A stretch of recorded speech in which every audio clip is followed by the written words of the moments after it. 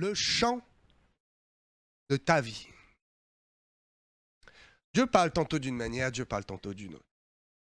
Dieu travaille avec les saisons. Dieu a travaillé avec moi d'une façon. Et puis, Dieu me surprend, parce que c'est la troisième fois où je dis, Seigneur, je peux parler de plein de choses. Vous me connaissez. Je peux parler de la parole jusqu'au Nouvel An. Mais ce n'est pas ça le but. Le but, c'est de trouver que le Saint-Esprit veut vous communiquer au moment précis. OK? Et je ne trouve rien. Et je dis, Seigneur, je ne sais pas quoi prêcher. C'est difficile pour un pasteur. Parce que je peux ouvrir la Bible et vous expliquer tout un tas de paraboles, OK. Mais c'est mon ministère de prêcher ce qu'il faut, à qui il faut, au moment où il faut. Alors je sors, je passe tellement de temps dans mon bureau, je sors et je marche un peu dans la campagne. Et Dieu me dit, mais fils, tu es trop compliqué. Regarde autour de toi. Alors je vois des maisons au loin. Je vais prêcher sur une maison. Bon, la demeure, j'ai déjà prêché sur la demeure. Mais non, regarde plus simplement. Et j'en rigole parce que je me dis, mais où je marche, où je suis tout simplement, je suis dans les champs. Et le champ de ta vie. Semé dans ton champ. A-t-on un champ? Est-ce qu'il nous appartient? Est-ce qu'on peut en avoir plusieurs? Que doit-on en faire? Quelle est cette parabole? Ces paraboles. Quelle est la signification spirituelle du chant? Non pas le chant de la voix, vous l'avez compris.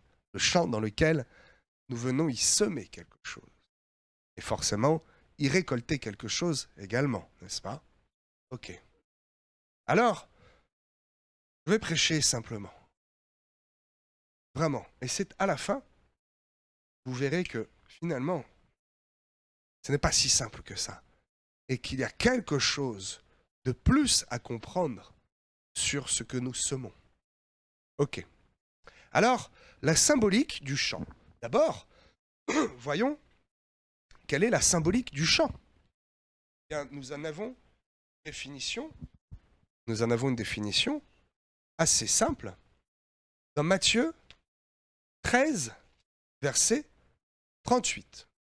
Je dis souvent, dans la Bible, dans son ensemble, d'accord? Je dis que le chant, c'est le monde. Bien. Matthieu 13, 38. Il s'agit, vous savez, de la parabole du semeur, celui qui est sorti pour semer. Et la graine tombe dans plusieurs endroits. Et Jésus lui-même explique cette parabole. Donc je peux vous dire que c'est béton. Là, il n'y a même pas à chercher. Le champ, c'est le monde. Celui qui sème la bonne semence, c'est le Fils de l'homme. Le champ, c'est le monde. Tout simplement. Le champ, c'est le monde. C'est ce monde-là, dans lequel nous habitons. Dans lequel, pour le moment, eh bien, visiblement, nous y avons part. Même si nous ne nous sommes pas assimilés à la folie de ce monde, eh bien, il ne faut pas être sectaire. Et il faut réaliser que, pour le moment, eh bien, oui, nous sommes dans ce monde. Nous y avons part. Que devons-nous y faire? Nous devons y semer la bonne parole. Vous connaissez ce verset, vous connaissez cette doctrine qui est simple et qui est véritable, bien sûr. Nous allons aller un peu plus loin. Nous allons voir que faire dans ce monde. Alléluia. Donc, que faire dans ce champ qui nous est confié? Parce que vous connaissez la parabole des talents, n'est-ce pas? Il faut en faire quelque chose. Ici, c'est plus qu'un talent. Parce que le talent, eh bien, qu'en font-ils? Il y en a un, vous savez, il le met, il l'enterre, l'autre, il le fait fructifier un peu, l'autre, encore plus. Mais le champ, ici, est vraiment personnel. Le champ dont je vous parle ce matin, est vraiment votre champ à vous. C'est votre vie terrestre, la part que vous avez dans ce monde. Ok? Comprenons bien le contexte. Vous devez absolument y faire quelque chose. Et la question, je vais vous poser plusieurs questions ce matin. C'est que vas-tu planter dans ce champ? Tu ne vas pas le laisser en jachère tout le long de ta vie. Tu ne vas pas juste le contempler en disant, eh bien, que vais-je y faire? Tu dois y semer quelque chose. La question, c'est, que vas-tu y semer? Que vas-tu y planter? Parce que nous connaissons cet adage, il en a fait même un rap, hein, qui sème le vent, récolte la tempête. Cela vient de quoi? Galates 6, verset 7. Ce qu'un homme aura semé, il le moissonnera aussi. Cela est d'une logique implacable. C'est valable dans absolument tous les aspects de ta vie. Celui qui travaille aura le fruit de son travail, le fruit de son salaire. Celui qui ne travaille pas et qui sème rien du tout, récoltera rien du tout. Ok, l'histoire de la cigale et de la fourmi. Voyez-vous à quel point le monde est inspiré de ce que je vais vous expliquer ce matin. Donc la question biblique. Gardons les symboles bibliques pour que ce message ait vraiment un sens doctrinal et biblique. Prenons trois plantes, trois plants, trois choses, on va dire, trois végétaux, pour être correct, qui figurent très souvent dans la Bible et qui apparaissent très souvent et qui ont chacun une symbolique très forte. Le blé, l'orge et la paille. Quelque chose qui est sans valeur et qui va donner de la paille. Bien entendu, on ne peut pas semer de la paille. La paille, ici, est symbolique de ce qui est emporté à tout vent. De ce que tu vas semer en pensant que c'est bon, mais qui ne va rien donner à part te prendre du temps, de l'énergie. Cela ne donnera rien. Il y a donc le blé, l'orge et la paille. Voyons les symboliques de ces trois éléments qu'il est possible de semer dans le champ de ta vie. Le blé. Généralement, le blé, c'est nous-mêmes qui, à l'image de Christ, devons mourir à nous-mêmes pour ressusciter en lui, naître de nouveau. Puisque pour avoir du blé, il faut d'abord que la graine meure pour que le plant pousse, n'est-ce pas? Et il ne faut pas s'arrêter là. Une fois que le plant de blé a poussé, qu'en fait-on? Je le dis souvent, c'est quelque chose que je rappelle souvent. Nous sommes assimilés au blé. Une fois que nous avons poussé dans ce champ du monde, ok, pour devenir utile, il faut encore que l'on passe par le pressoir pour être de la farine, qui enfin, la farine, est enfin utile pour être consommée. Ok. Voilà l'image du blé, qui est une bonne chose. Déjà, si vous semez du blé, eh bien oui, vous récolterez quelque chose de bon, de précieux. Pas tant que ça, il y a mieux. L'orge. L'orge, c'est le symbole de la richesse, de quelque chose qui a plus de valeur. Vous allez voir, je vais vous donner quelques versets, vous allez comprendre. Et mécaniquement, physiquement, je ne le savais pas, eh bien je vous l'apprends aussi, c'est la semence qui pousse le plus rapidement. Beaucoup, beaucoup plus rapidement que, par exemple, le blé. Et c'est pour cela que c'est cette semence-là, en particulier, et pas les autres, qui est utilisée dans la parole de Dieu, en l'occurrence dans Lévitique, on pourra voir tout à l'heure, pour les prémices. La récolte des prémices, c'était pas le blé qui poussait un peu avant l'autre blé. Non. Le secret, peut-être quelques-uns, je vais les éclairer, et je vais les pousser à aller voir plus loin. Ça ne fait pas partie du message, mais toutefois. Les prémices, ce n'est pas les blés, c'est l'orge. Parce que l'orge pousse avant le blé. Donc il y a une première récolte d'orge, puis une récolte de blé. Et je crois qu'il y avait aussi une deuxième récolte d'orge, en même temps que le blé, puisque l'orge pousse tellement vite. Donc il y a une symbolique très très forte dans ce végétal qui est l'orge. Nous pouvons le comprendre si vous lisez Lévitique 23, verset 10. L'orge n'est pas mentionné, mais, vous savez, cela fait partie des secrets de la parole. Nous savons qu'il s'agit non pas de blé, mais d'orge, qui est utilisé pour les prémices de votre moisson. Parle aux enfants d'Israël et tu leur diras quand vous serez entrés dans le pays, vous ferez la moisson, apportez au sacrificateur une gerbe, prémisse de votre moisson. La moisson dont il est question, c'est la moisson des blés. Mais qu'est-ce qui va conditionner la moisson des blés? C'est les prémices, les premières récoltes. Et là, il s'agit de l'orge. Ce verset, dans son contexte, vous le comprendrez encore mieux. C'est-à-dire que ici, c'est pendant la Pâque de l'Éternel. La vraie Pâque juive. Ok? La vraie Pâque juive, qui est d'ailleurs en ce moment et qui se termine demain. Cette gerbe du prémisse, donc de l'orge, est utilisée pour offrir pendant la Pâque dite la Pâque de l'Éternel. Voyez-vous l'importance de cet élément, l'utilité qu'il en est fait. C'est le meilleur usage qu'il est possible d'en faire. Ok. Il y a un peu plus loin, et je ne vais pas épiloguer là-dessus, j'ai dit que je restais simple ce matin, mais vous pourrez lire dans Lévitique 23 en entier, nous avons déjà le symbole de la Sainte Seine, qui est associé aux prémices de la moisson, associé à l'orge. Les prémices de la Sainte Seine, avec cette fameuse fleur de farine, la fleur de farine d'orge.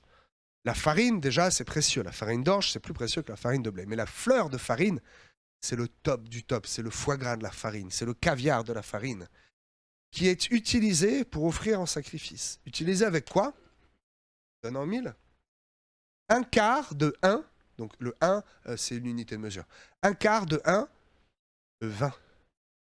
Qui est offert en sacrifice. Voyez-vous l'importance de cette semence? C'est le top du top.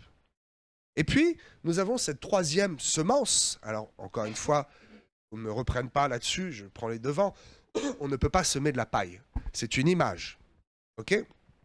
La paille, l'image de la paille, c'est ce que le vent dissipe. Vous pouvez le voir dans Psaume 1, verset 4. La paille, c'est le problème dans l'œil du voisin. On voit la paille, mais pas la poutre. C'est déjà un problème. La paille, c'est le symbole du problème, de ce qui est méchant, de ce qui est un peu le caillou dans la chaussure. Quelque chose qui est là et qui va te faire perdre du temps. Quelque chose dont tu ne récolteras rien.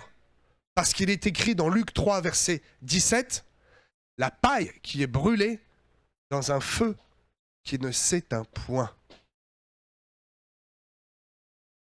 Donc, nous avons ici 3 types de plants, 3 types de semences. Ok? Et je vais les reprendre cette fois dans l'ordre. Du plus futile au plus utile. Pas difficile, il y en a 3. Encore une fois, ce chiffre de 3 n'est pas là par hasard. Commençons par la paille. Ok. La paille qui brûle comme un feu de paille. La paille qui est battue sur l'air de battage. Et seul le blé subsiste. Pourquoi il faisait ça? Vous le savez peut-être, sur une aire de battage. C'était toujours un endroit élevé sur lequel il y avait du vent. Donc tout le surplus, c'était emporté par le vent. Parce que inutile. La paille, ici, est quelque chose d'inutile. Quelque chose qui croît, qui pousse, qui prend des ressources, qui visuellement te satisfait. Parce que tu te dis, attends, ce qui compte, c'est la volonté quand même. Ce qui compte, c'est le cœur. Hein? Je vous le dis. Le vrai principe spirituel, ce qui compte, c'est le résultat. Mais le résultat passe aussi par le cœur, bien entendu. Comprenons ça d'un point de vue spirituel. Mais ici, la paille, c'est ce que tu vas semer dans la vie, dans ton champ, qui va te coûter, parce que tu vas quand même prendre les semences, les acheter. Oh, peut-être pas très cher. Tu vas quand même les semer. Tu vas t'épuiser à arroser, à essayer de l'entretenir, tu vois. Même, même à un moment, tu vas la récolter. Tu te dis, oh, la récolte. Et là, tu pleures. Et tu dis, je ne comprends pas. Il n'y a pas de résultat. Je ne comprends pas. Ça ne fonctionne pas. Tout ce que j'ai investi ne fonctionne pas. Hey! Qui t'a dit d'aller semer de la paille dans ton champ? N'as-tu pas compris les paraboles bibliques? N'as-tu pas compris les images de la parole de Dieu? Tout au long de la Bible, nous avons des images et des symboles qui nous sont donnés. Ma fille, mon fils, tu as semé de la paille. Je ne t'ai jamais demandé de semer de la paille. Aujourd'hui, récolte. Tu récoltes ce que tu sèmes. Ne pleure pas. Tu ne tireras rien de la paille. Elle va être emportée à tout vent. Et même, je vais même la brûler, moi. Mon Saint-Esprit va brûler là ce qui est inutile. Ok. Puis nous avons cette semence, une plus utile quand même, le blé. Le blé, c'est ce qui nourrit, n'est-ce pas? Nous nous nourrissons de cette farine. Ok. Mais pour cela, je l'ai dit tout à l'heure, il faut passer par le moulin, par ce qui va te broyer, qui va te transformer et qui va te rendre propre à la consommation. C'est-à-dire que cela demande encore un effort. Cela demande un effort et cela va produire cette fois un résultat. Cela va te rendre propre au service. Si tu sèmes du blé dans ta vie, quelque chose qui est sain, qui est de Dieu, et que tu es capable d'être enseigné, d'être repris, d'être moissonné, et toi tu te dis c'est bon, c'est fini. Mais non, attends, avant d'être utile, il faut encore passer par le pressoir. Il faut être broyé pour donner de la bonne farine et donc être propre à la consommation, propre au service. Et donc, le blé, c'est ce qui reste, justement, après avoir été battu sur l'aire de battage. Et c'est ce qui tombe à terre et qui n'est pas emporté par le vent. C'est cette substance qui va enfin devenir utile. D'un côté, vous avez semé de la paille, qui vous a pris beaucoup de temps, et puis finalement, vous pensiez vraiment que cela aurait été utile, parce que vous dites, mais j'ai semé! Mais qu'as-tu semé, fils? Qu'as-tu semé? Ce n'est pas le tout de dire je semais. Bien sûr que tu as semé. Mais que vas-tu récolter de ce que tu as semé? Si tu sèmes du blé, c'est une bonne chose. Mais ce n'est pas suffisant. Il faut aussi être prêt à passer par le pressoir. Et cela va donner de la farine. Un bon produit. Mais cela reste traditionnel, reste normal, reste classique. Je vous invite à ne pas seulement vous arrêter là. Je vous invite à semer autre chose. Et vous l'avez deviné, cette troisième semence, ce troisième type de plante, l'orge. L'orge est assimilée au blé. Au premier abord, comme cela, on peut confondre un brin d'orge et un brin de blé. Oh, je ne vais pas me transformer en professeur en scientifique ou en professeur d'agroalimentaire, n'est-ce pas? Il est dit que la barbe, non, c'est les brins qui entourent, ok? La barbe de l'orge est plus longue, plus fine. Le grain est mieux protégé. Pourtant, au premier abord, d'un chrétien à l'autre, on peut se dire, ils sont tous les deux beaux, ils sont tous les deux bien. Oui, ils ont tous les deux semé quelque chose de bien. Mais si tu regardes de plus près, il y a des signes qui vont te montrer que celui-ci a semé plutôt de l'orge, que l'autre a semé du blé. L'orge est beaucoup plus précieux.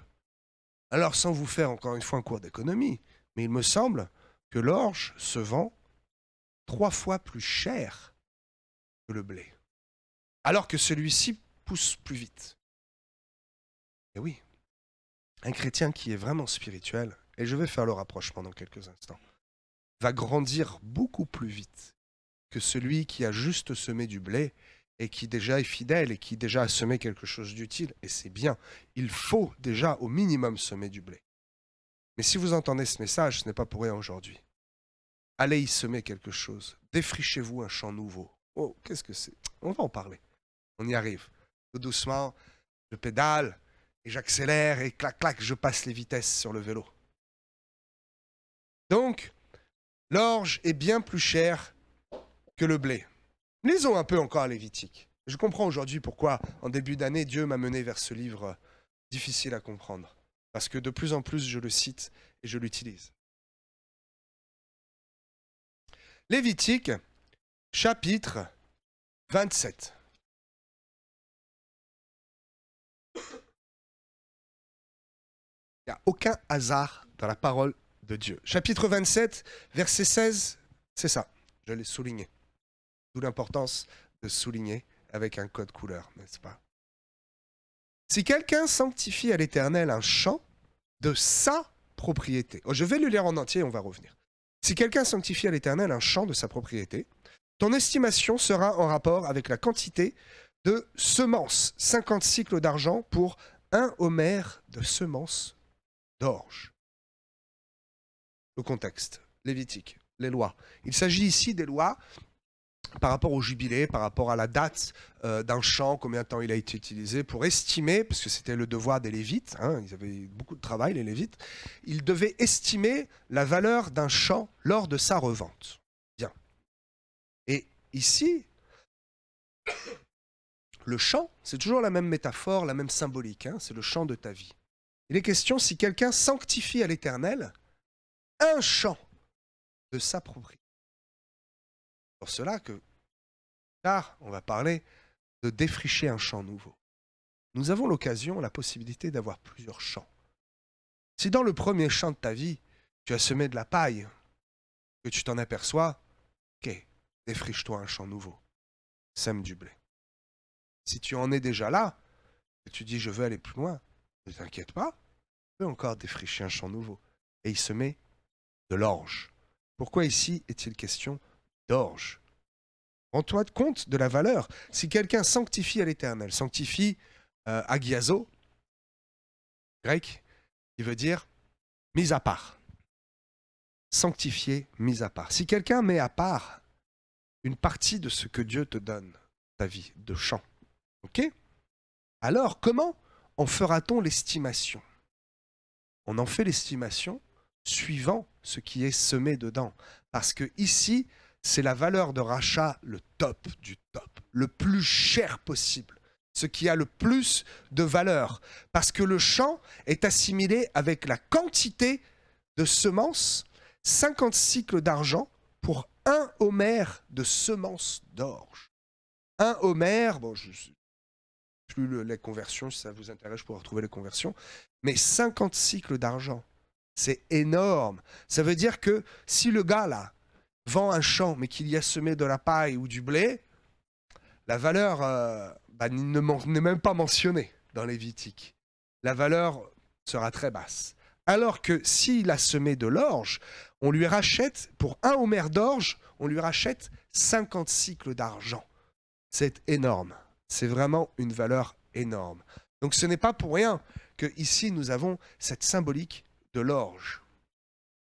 Qu'est-il écrit dans Jean 6, le miracle des 5 pains et des 2 poissons? Jean 6, 9.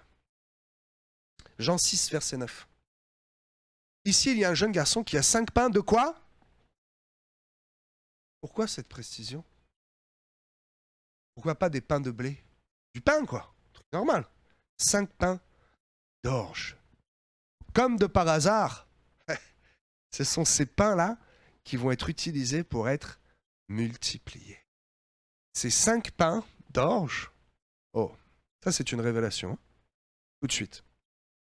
Ces 5 pains d'orge qui ont été multipliés pour nourrir la foule, c'est les prémices. Les prémices que vous semez vont nourrir toute une foule. Les prémices que vous semez déjà dans votre champ vont se multiplier et remplir même les autres champs. Ok? Donc il n'y a pas de hasard dans la parole de Dieu. Et ici, il est encore question d'orge. Les 5 pains, les 2 poissons, les pains d'orge eux-mêmes qui ont été utilisés pour être multipliés. Nous comprenons donc que l'orge est précieux. L'or est très cher. Et nous avons un indice qui me permet d'affirmer que ce que j'ai dit tout à l'heure, que ce qui était utilisé dans Lévitique pour la prémisse des moissons, c'est bien l'orge.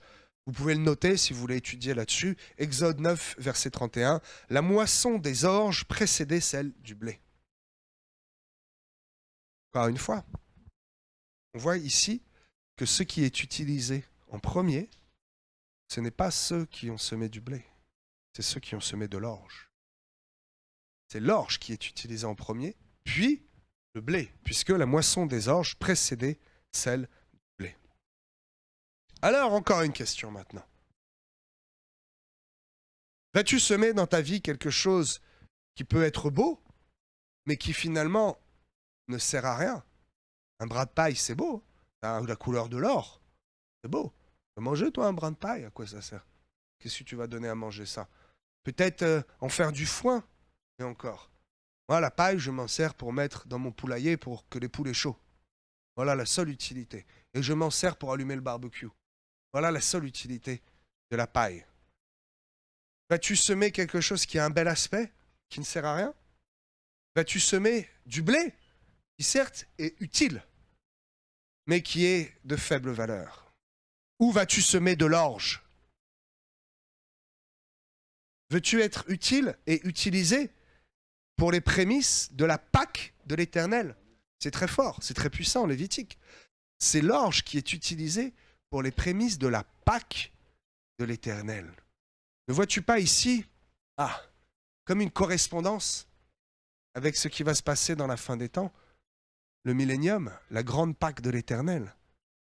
C'est nous, l'orge, qui allons être utilisés pour les prémices. C'est quoi les prémices, là, de la grande moisson?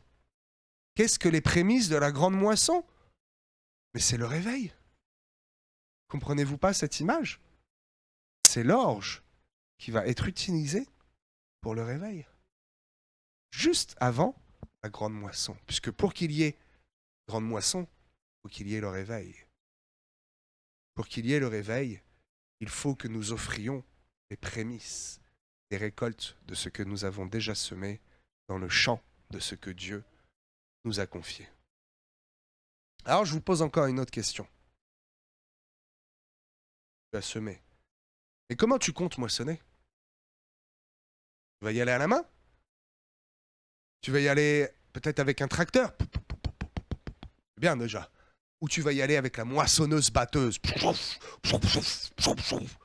Une machine super bien équipée pour être efficace lors de la récolte, lors de la grande moisson. Alors je te le dis encore une fois, peut-être cela peut te motiver à choisir ce que tu vas planter dans ton champ.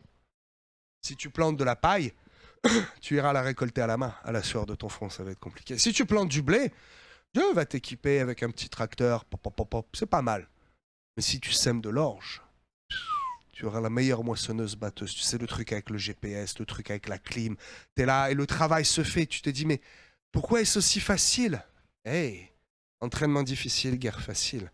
Parce que tu as pris le temps et le soin de semer quelque chose de précieux dans le champ de ta vie. Tu as semé de l'orge. Et Dieu, eh bien, dans la fin des temps, va t'équiper.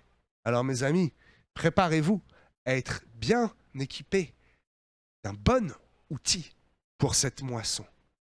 Tu seras équipé selon ce que tu as semé. C'est pour cela que je vous le dis.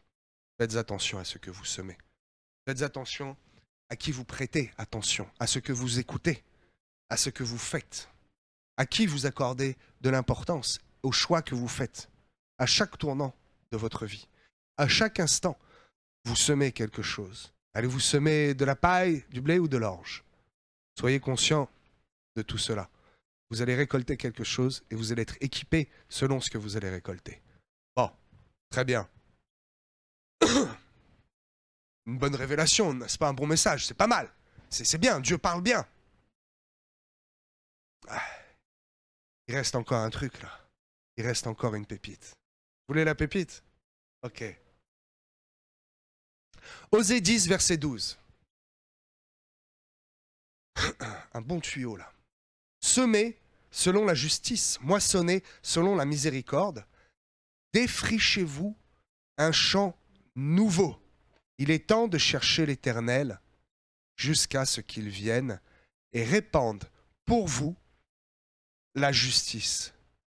J'ai envie de surligner au marqueur là. Il est temps de chercher l'Éternel, mes amis. Il est grand temps de le chercher. Il est grand temps de vous défricher un champ nouveau. Si vous aviez semé quelque chose et que vous attendez la récolte, et vous savez aujourd'hui que cette récolte ne sera pas bonne parce que vous n'avez pas semé ce qu'il fallait, n'attendez pas pour rien. Allez-y, retroussez-vous un peu les manches et semez dans un champ nouveau. Mais ce champ nouveau, il faudra déjà le défricher. Cela demande un effort. Et nous avons la vie éternelle sans aucun effort, juste par la grâce de Jésus-Christ. Toutefois, il y a plusieurs demeures dans la maison de mon Père. C'est à nous de nous emparer de nos bénédictions et d'aller défricher un champ nouveau pour avoir une belle demeure. Wakia. Il y a plusieurs demeures dans la maison de mon Père. Regardez cette prédication. Regardez cette prédication. Alors, je vous le conseille, semez. Prenez soin de semer de l'orge. Semez-la en grande quantité. Parce qu'ainsi, comme vous avez beaucoup semé, vous récolterez beaucoup. Et à nouveau, préparez-vous à ressemer encore. On ne s'assoit pas, comme on dit, sur ses lauriers. On ne s'arrête jamais dans l'Évangile. Nous devons élargir nos cordages, n'est-ce pas? Alors maintenant, la révélation, le top du top. Qu'est-ce que c'est? Une autre image, une autre compréhension pour ceux qui disent oui, semer, mais semer quoi? Comment? Je veux, Seigneur, je m'empare de l'orge. Je veux semer de l'orge, mais comment faire concrètement? Tu vas pas aller au bout de ta rue avec une pioche et mettre... Non, tu as bien compris, c'est spirituel. Bon. Vous voulez une réponse toute simple? Tout est écrit dans la Bible. La semence, nous parlons de ce que nous semons. Ça fait 15 fois que j'utilise ce mot depuis le début. Nous semons. Qu'allons-nous semer? Semer. Ben, peut m'afficher Luc 8, verset 11? Roulement de tambour. Voilà la réponse. Et c'est aussi simple que ça. La semence, c'est la parole de Dieu. Ok. Soit vous semez la parole en vous-même, à la manière de la paille, ce qui ne sert à rien, qui s'éparpille. Quoi? On peut semer de la paille? Pasteur, comment tu parles de la parole? Mais oui, certains chrétiens sont trop légers. Et ils ouvrent la Bible un peu comme ça, tiens, hop, un peu le vent par là, le vent, oh bon, nombre 3, oh Dieu m'a parlé. Et puis ils ouvrent la Bible 15 jours après, tiens, psaume 28, oh c'est beau. Et puis toute leur vie c'est comme ça, ils ne comprennent rien, ils ne font que semer un peu là, ce n'est que de la paille. Ils ne récolteront rien. La semence c'est la parole. Ça c'est quand tu lis la Bible au hasard. Que tu n'écoutes pas les enseignements, que tu vas un peu dans telle église, un peu dans telle église, un peu là, un peu là, un peu là. Tu sèmes de ton temps un peu partout comme ça. Tu n'en récolteras rien, rien du tout. Ça, c'est la paille. Soit tu sèmes à la manière du blé. Déjà, c'est mieux. Le blé qui croît donc lentement, plus lentement que l'orge. Le blé qui donne un bon résultat, toutefois, mais qui reste une farine traditionnelle. Ça, c'est quand tu lis chaque jour, d'une manière régulière, mais que tu ne vas pas plus loin. Ça, c'est quand tu es fidèle à ton église. Depuis longtemps, tu es dans les rangs, tu es assis, et c'est bien, parce que tu vas récolter. Tu es là depuis très longtemps et tu es très fidèle, alors tu as semé beaucoup, donc tu récolteras beaucoup. Et bravo. Mais quelques-uns sont appelés à aller plus loin. Quelques-uns sont appelés à cette fois aller défricher un champ pour y semer de l'orge. Parce que quand tu sèmes la parole de Dieu en toi à la manière de l'orge, tellement tu en prends soin que ça croît rapidement. Ça donne un bon produit, un produit d'une grande valeur, un produit de bonne qualité qui donne même la fleur de farine d'orge qui est utilisée pour les prémices. Les prémices de quoi? De la Pâque de l'Éternel. J'ai fait le rapprochement tout à l'heure. Vous comprenez l'importance de non pas seulement lire la parole de Dieu, mais de la méditer, de la comprendre, de chaque jour se plonger dedans, de chercher sa révélation, de l'appliquer. Vous connaissez ce verset, je crois, c'est Galates, ne vous bornez pas à écouter la parole, mais appliquez-la. Ne soyons pas des auditeurs oublieux qui, aussitôt après avoir regardé notre visage dans le miroir, nous l'oublions. Tout cela, c'est ceux qui sèment de la paille et du blé et qui se disent c'est déjà pas mal. Oui, c'est déjà pas mal. Et si vous êtes né à cette époque, si vous êtes là à ce moment-là, maintenant, je pense, c'est mon conseil, que vous êtes fait pour semer de l'orge et pour récolter de l'orge. Il n'appartient qu'à vous de choisir. Dieu est un Dieu qui est libre.